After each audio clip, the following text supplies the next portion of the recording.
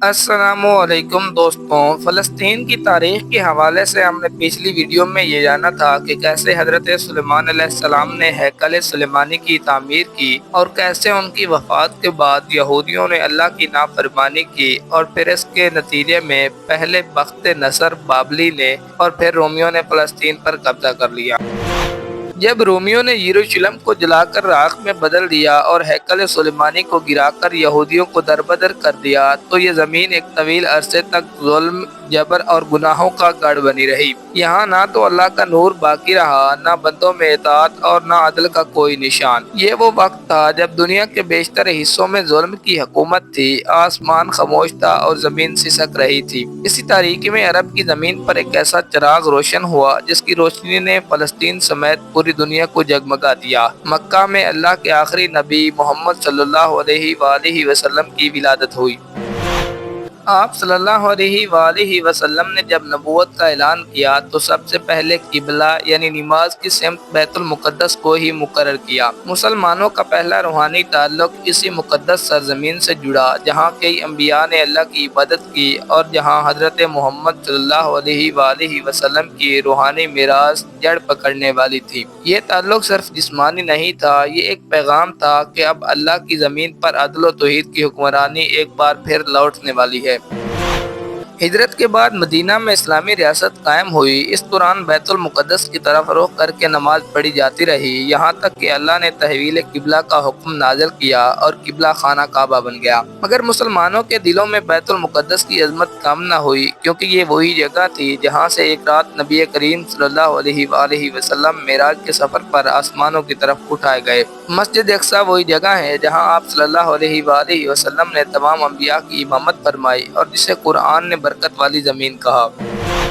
فلسطین مسلمانوں کے لیے صرف ایک تاریخی مقام نہیں بلکہ روحانی مرکز بن چکا تھا، جس پر قبضہ محض زمین چھیننے کا عمل نہیں بلکہ اللہ کی نشانیوں پر ڈھاکا تھا۔ نبی کریم صلی اللہ علیہ وآلہ وسلم کے بعد خلافت راشدہ کا دور آیا۔ حضرت عمر بن خطاب رضی اللہ تعالی عنہ کے زمانے میں مسلمانوں کی افواج نے فلسطین کا رخ کیا۔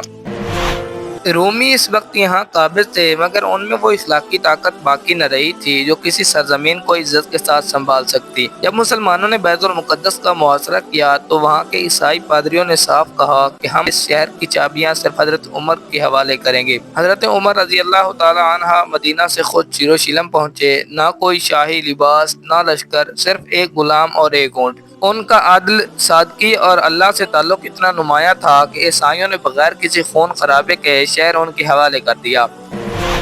اس طرح بیت المقدس بغیر کسی خون خرابے کے اسلام کے پرچم تلے آ گیا۔ حضرت عمر رضی اللہ تعالی عنہ نے ویران موجود کھنڈرات کو دیکھا، ہیکل کی جگہ کو صاف کروایا اور ایک سادہ سی مسجد قائم کی۔ یہی وہ جگہ تھی جہاں بعد میں مسجد اقصیٰ کا خوبصورت احاطہ بنایا گیا۔ یہ پہلا موقع تھا کہ بیت المقدس میں عدل، عبادت، امن اور مساوات نے پھر سے سانس لی۔ مسلمانوں نے نہ صرف مسلمانوں بلکہ عیسائیوں اور یہودیوں کو بھی ان کی عبادت گاہوں اور جان و مال کا تحفظ دیا۔ فلسطین ایک بار پھر اس رخ پر آ چکا تھا جو اللہ کو پسند تھا اور زمین عدل سے مہکنے لگی تھی۔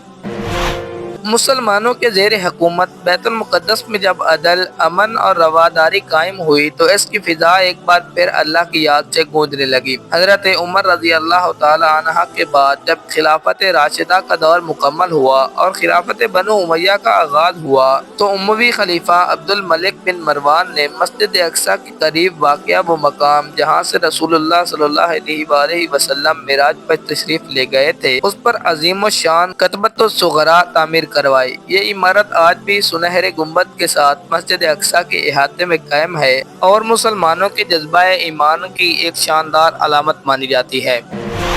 عبد الملک بن مروان نے نہ صرف اس جگہ کی حفاظت کو یقینی بنایا بلکہ یروشلم کو اسلامی تہذیب کا مرکز بنانے کی بھرپور کوشش کی۔ مسجد اقصیٰ کی تعمیر اور خوبصورتی خلافت عباسیہ میں بھی جاری رہی۔ عباسی خلفاء نے وہاں مدارس، کتب خانے، مہمان خانے اور مسافر خانے بنوائے۔ بیت المقدس علم، فہم اور روحانیت کا گہوارہ بن گیا۔ مسلمان، عیسائی اور یہودی سب اپنی اپنی عبادت گاہوں میں آزاد تھے اور اسلامی حکومت نے سب کو برابری کا تحفظ دیا۔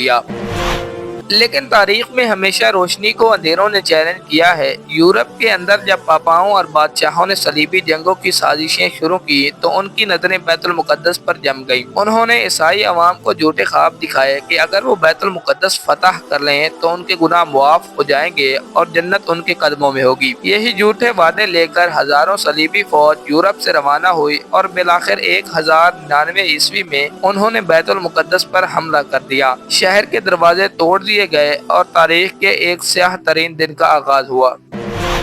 صلیبی فوجیں جنونی ہو چکی تھی، انسانیت اور عبادت کے تقدس کو بھی نہ بخشا۔ انہوں نے 3 دن تک مسجد اقصیٰ کے گلی کوچوں کو مسلمانوں کے خون سے بھر دیا۔ مسجد اقصیٰ میں پناہ لینے والے مرد، عورتیں، بچے سب قتل کر دیے گئے۔ صلیبیوں نے مسجد میں گھوڑے باندھے، قرآن کو جلا دیا اور وہاں خنزیر رکھ دیے۔ انہوں نے ہیکل کے مقدس مقام پر بھی گرجا تعمیر کیا اور بیت المقدس کو ایک صلیبی ریاست بنا کر عیسائیوں کے حوالے کر دیا۔